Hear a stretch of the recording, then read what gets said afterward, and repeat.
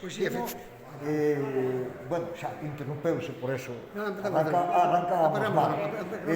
Este ano son 2 medallas.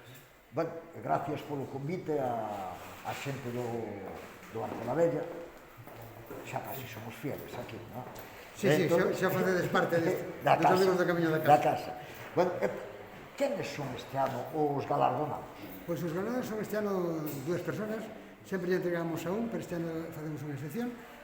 Son 2 galardonados que son, ademais, 2 portugueses que representan pois a outra parte do camiño da parte da baixa da raya de Portugal e que nunca, bueno, ainda que sempre están aí, nunca os temos moi en conta, non? E este ano, pois, queremos darlle ao presidente da Cámara de Ponte de Lima e ao presidente da Cámara de Viana do Castelo, 2 bons amigos, que ti conoces ben. E ademais, a dos sitios con un simbolismo enorme do camiño.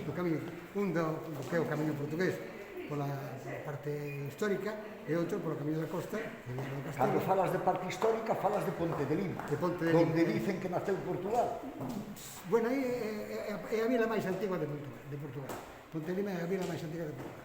E os dous son bons amigos, temos ao longo destes 11 anos pois facendo exposicións, que ti esteches ali con nós en Ponte de Lima e en Viana, e ora os dous pois deixan de ser alcaldes. Oye, acórdome que nunha delas incluso estuvo unha ministra, algo así como a ministra do Fomento. O ano pasado, sí, efectivamente. Cousa de categoría. Efectivamente.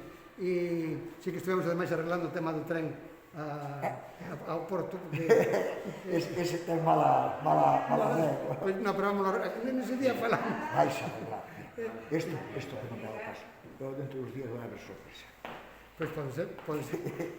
E, bueno, pois xa digo, os dous moi difusores do camiño, os dous deixan de ser alcaldes, e por eso nos queríamos darlle este agradecemento por todo o tempo que estiveron con nós, e que estiveron apoiándonos, e que ademais eso, apoian o camiño e apoian aos peregrinos, que é o máis importante, non?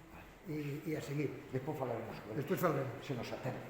Sin duda. Decías, deixan de ser alcaldes. Hai eleccións en Portugal. O domingo.